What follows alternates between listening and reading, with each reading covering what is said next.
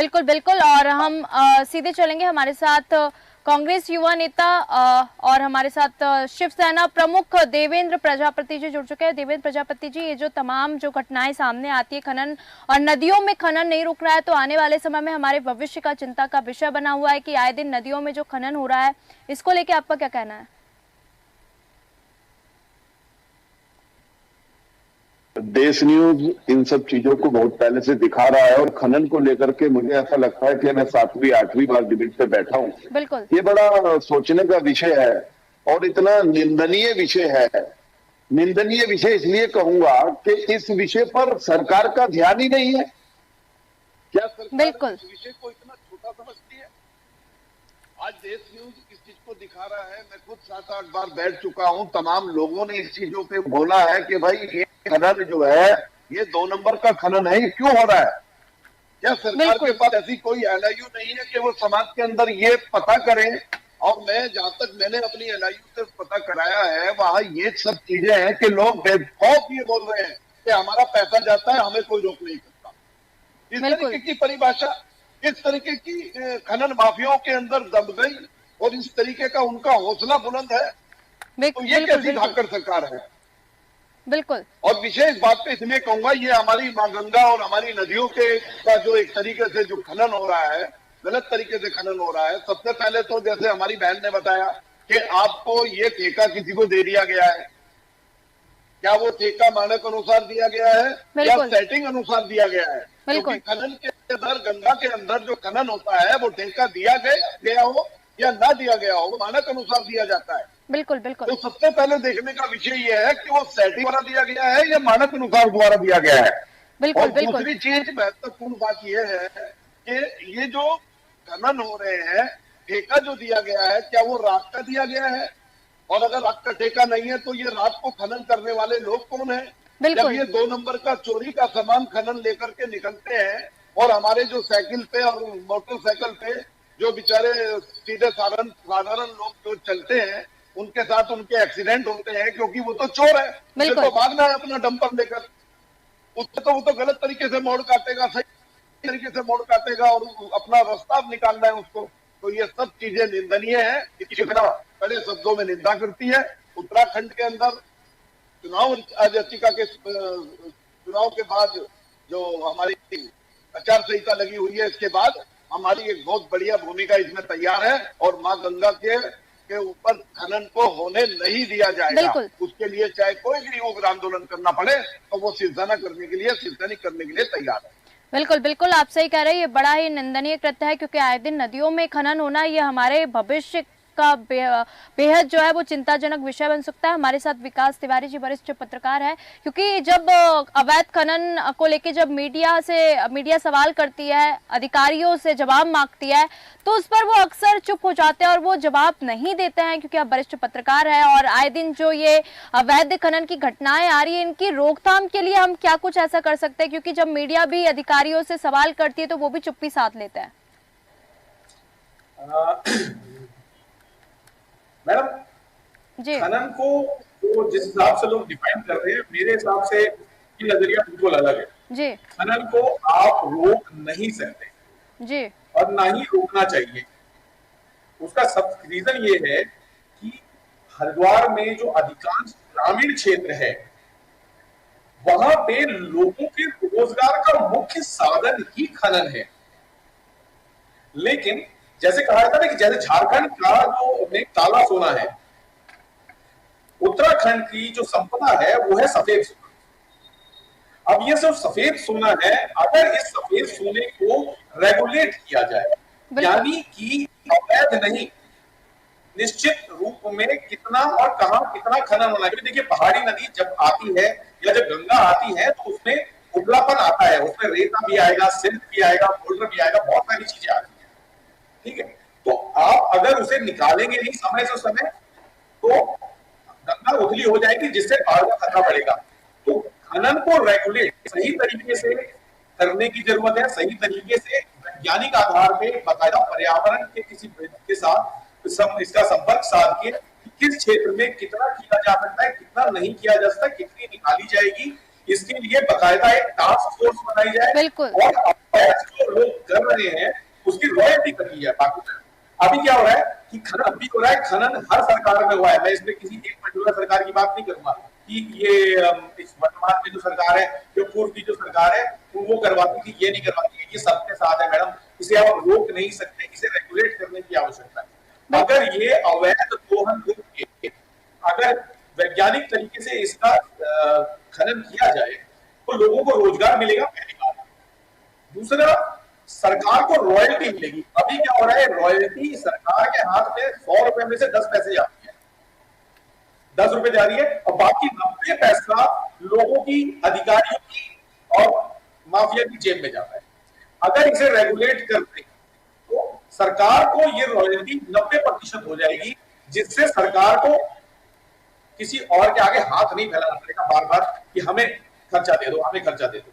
जी बिल्कुल विकास जी, आपने जो बात कही कि जो खनन है वो रोजगार का एक साधन है, रोजगार हो रहा है, पर अवैध खनन जो अगर सही मापदंड में हो, जैसा कि आपने कहा कि जो पर्यावरण की स्थिरता, वातावरण को देखते हुए खनन हो तो वो खनन ठीक है, पर अवैध खनन मतलब कि मापदंड के अनुसार वो खनन नहीं होता, तो कहीं ना कहीं ये चिंता का विषय है। हमारे साथ तेलू राम जी, कांग्रेस युवा नेता जुड़ चुके हैं, बहुत बहुत स्वागत है। क्योंकि ये जो रॉ स्टेट नदी में लगातार जो खनन की घटनाएं सामने आ रही, इससे पहले भी हमारे देश न्यूज ने इसको लेके संज्ञान लिया था, पर अभी तक कोई कार्रवाई नहीं की गई है शासन प्रशासन के द्वारा भी। जी धन्यवाद। जी तेलू। हेलो जी जी।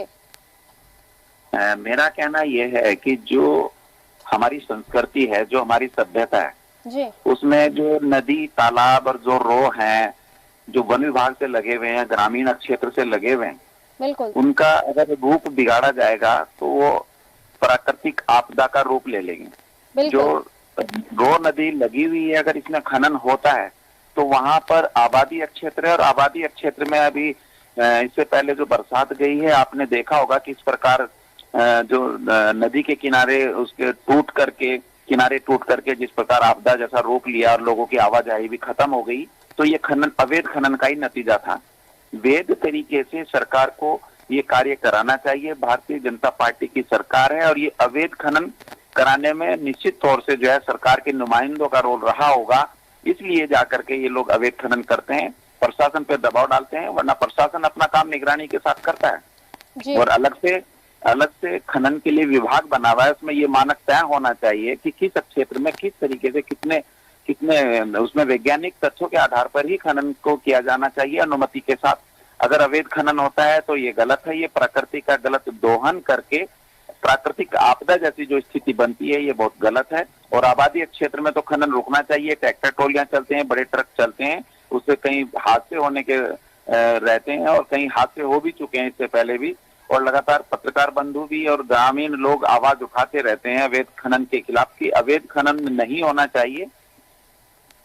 बिल्कुल, जैसे कि आपने कहा कि ग्रामीणों के द्वारा लगातार आवाज भी उठाई जाती है और ऐसी दुर्घटनाएं खनन के कारण भी सामने आती है, फिर भी अभी अवैध खनन क्यों हो रहा है? मैं सीधे अर्चना जी के पास आऊंगी, क्योंकि जब रॉ नदी में ट्रैक्टर डंपर जब ये अवैध खनन शुरू हुआ तो पहले भी देश न्यूज की टीम ने जब खबर चलाई तो माफियाओं द्वारा धमकी दी गई थी कि ऐसा नहीं है, वैसा नहीं है, और अधिकारी ने जब संज्ञान लिया और स्ट्रेट नदी और भंडारण पर ताबड़तोड़ कार्रवाई भी की गई और खनन माफियाओं में जो थी वो अफरा तफरी का माहौल मच चुका था। फिर भी अभी ये नदी का खनन जो है वो पूरे तरीके से नहीं रुका है। अब इसको लेके और आगे क्या हो सकता है, या आगे और क्या कार्रवाई होगी?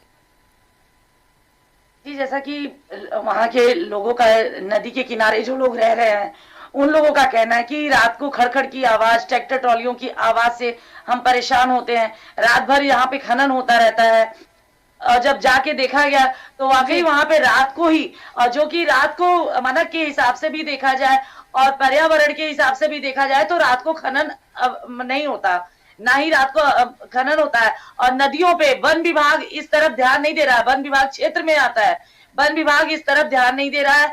राजस्व विभाग की हनन हो रही है, राजस्व विभाग में 1 रुपया नहीं, करोड़ों का हनन हुआ जा रहा है। यहाँ पर देखा जाए तो सब परेशान है। ये अवैध खनन किसी तरह से भी होना नहीं चाहिए।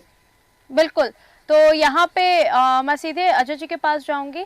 अजय जी, तो यहाँ पे अब जो प्रश्न है वो ये उठता है कि राजस्व विभाग और वन विभाग और खनन विभाग पर अब बहुत सारे प्रश्न खड़े हो रहे हैं कि जो अवैध खनन करते हैं ये रात को ही क्यों करते हैं, क्योंकि वहाँ पे जो आसपास जो ग्रामीण है उनको काफी परेशानियों का सामना करना पड़ रहा है। उनको अपनी जो दैनिक जीवन है उसको भी जीने में उनको दिक्कत हो रही है, काफी सारी परेशानियों का सामना करना पड़ता है। हमारे साथ तेलू राम जी हैं, कांग्रेस युवा नेता, मैं उनसे जानना चाहूंगी। अवैध खनन है, जब रात में कोई काम होगा तो वो चोरी ही होगी। और ये जो चोरी की जा रही है ये भाजपा के सरकार में बैठे नुमाइंदों की निगरानी में हो रही होगी, तभी ऐसा हो रहा होगा। प्रशासन को दबाव में लिया जा रहा होगा तभी ऐसा हो रहा होगा। नहीं तो मैं नहीं मानता है कि क्षेत्र में चोरी हो जाए। कोई भी घटना किसी प्रकार से कहीं होती है और उसकी लगातार अगर ग्रामीण लोग शिकायत कर रहे हैं, पत्रकार लोग भी शिकायत करते रहते हैं कि अक्सर ये गलत हो रहा है, तो अगर उस पर नहीं अमल किया जा रहा है तो इसका मतलब सरकार की इसमें मिलीभगत है। और सरकार प्रकृति का दोहन करके गलत तरीके से चंदा वसूली करती है, जिस प्रकार ये लोग जो है फिर इस तरह से जो चोरी की जा रही है, खनन की जो चोरी की जा रही है, इस पैसे का दुरुपयोग ही हो रहा है। ये खनन माफियाओं की जेब में जा रहा है या राजनीतिक माफियाओं की जेब में जा रहा होगा, जो इस समय सरकार में बैठे राजनीतिक माफिया लोग हैं। तो मेरा कहना यह है राज्य की सरकार से कि उत्तराखंड की संपदा का उपयोग राज्य के विकास के लिए किया जाए, और वे जो खनन की बात आती है तो इसको वैज्ञानिक तथ्यों के आधार पर लिखित रूप से सरकार के जो नुमाइंदे उनकी निगरानी में जो सरकारी तंत्र है उसकी मौजूदगी में ये खनन की पूरी निगरानी की जाए। जहां पर ये खनन की परमिशन देते हैं करने की, वहां पर कैमरे लगाए जाएं। गलत अगर अवैध खनन किया जाता है तो उन पर कानूनी कार्रवाई की जाए, उन पर जुर्माना ठोका जाए, राजस्व की भरपाई की जाए। जी जी, हमारे साथ देवेंद्र जी हैं शिवसेना प्रमुख से। देवेंद्र जी, आपका ये जो मामला ये जो पूरा सामने आया, इस पे आपका क्या विचार है, आपका क्या मत है कि इस खनन को, क्योंकि कार्रवाई तो कर रहे हैं पर फिर भी अभी तक कोई कार्रवाई हुई नहीं है, जो खनन है नदियों का वो रुका नहीं, जो वहां के आसपास के इलाके के जो लोग हैं वो काफी परेशान हो रहे हैं, तो अब आपका इस पे क्या कहना है? देखिए, जैसे हमारे कांग्रेस के युवा नेता बोल रहे हैं कि इन सत्ताधारी पार्टियों का होगा, ये जब होगा शब्द लग जाता है तो कहीं ना कहीं प्रश्नचिन्ह लगाता है। कहीं ना कहीं अगर हम उत्तराखंड की बात कर रहे हैं, विकास की बात कर रहे हैं, हम देश की बात कर रहे हैं, तो हमें प्रखर होकर के बोलना चाहिए। जो गलत है तो गलत है, होगा नहीं, हो रहा है। मैं बोलता हूं, हमारा भारतीय जनता पार्टी के साथ महाराष्ट्र में गठबंधन है, हमने यहाँ पे चुनाव में भी समर्थन दिया है, लेकिन जो गलत है उसको गलत कहने की हिम्मत संपूर्ण रूप से होनी चाहिए। ये हो रहा है और इन्हीं के लोग गाड़ियों पे प्लेट लगा करके ये सब चीज कर रहे हैं। रात को मतलब चोरी, पूरा जो जहां पे खनन हो रहे हैं वहां के आसपास के नहीं, दूर दूर तक के लोग, क्योंकि जब जेसीबी चलती है, मैं इसलिए ये बात बोल रहा हूं क्योंकि मेरे ख्याल से 2000 या 2001 में मैं स्वयं भूख हड़ताल पे रखा था और मैंने ये कहा था कि खनन को तत्काल प्रभाव से बंद करना चाहिए, और खनन यदि गंगा नदी में कहीं हो तो वो मानक अनुसार होना चाहिए। मानक अनुसार तो हो ही रहा है। आप क्या सोच रहे हैं कि मानक अनुसार नहीं हो रहा है? कागज की जो फाइल है वो तो कंप्लीट बनी हुई है, वो सबको दिखाई जा सकती है।